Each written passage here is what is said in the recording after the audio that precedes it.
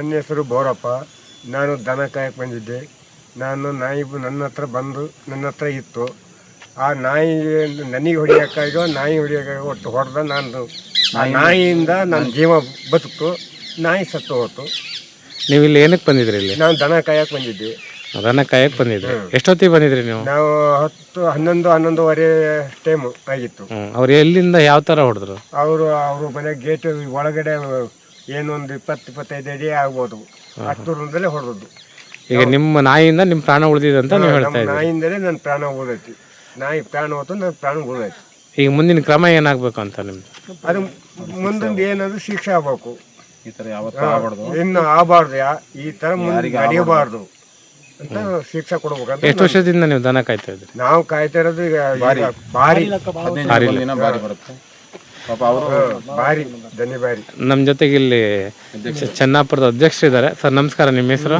ನಮಸ್ತೆ, ಉಮೇಶ್ ಅಂತ. ಸರ್, ಈ ಘಟನೆ ಈಗ ನಡೆದಿದೆ, ಇದ್ರ ಬಗ್ಗೆ ನೀವು ಏನು ಹೇಳಕ್ಕೆ ಇಷ್ಟಪಡ್ತೀರಿ? ನಡೆದಿತ್ತು. ನಮಗಾಗಲೇ 11 ಕಾಲ ಆಯಿತು. ಫೋನ್ ಮಾಡಿದ್ರು, ದನ ಕಾಯಕ್ಕೆ ಬಂದರೆ ಮತ್ತೊಂದು ಪಾರ್ಟಿ ಫೋನ್ ಮಾಡಿದ್ರು.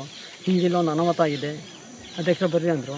ನಾವೆಲ್ಲ ಕಾಡಿನಾಗೆಲ್ಲ ನಾವು ಬೇರೆ ಕಡೆ ಕೆಲಸ ಇದ್ದು ಬರೋಕ್ಕಾಗಿಲ್ಲ. ಅಷ್ಟರ ಮೇಲೆ ಬಂದೆವು. ನೋಡೋ ತನಕ ಇಲ್ಲಿ ದೊಡ್ಡ ದುರ್ಘಟನೆ ನಡೆದಿತ್ತು. ಇಂಥ ಪರಿಸ್ಥಿತಿ ಬಡವನಿಗೆ ಆಗೈತಿದ್ದು.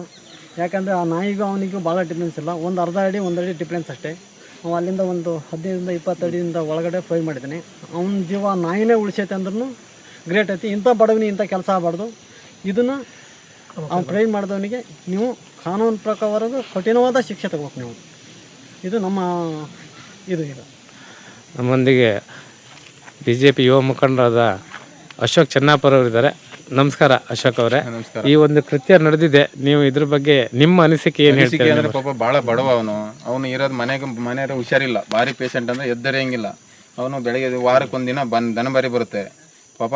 ಏನೋ ಒಂದು ಚೂರು ದನ ನಾಯಿ ಇಲ್ಲ ಅಂದ್ರೆ ಅವನು ಸ್ಪಾಟ್ ಆಗಿಬಿಡವನು.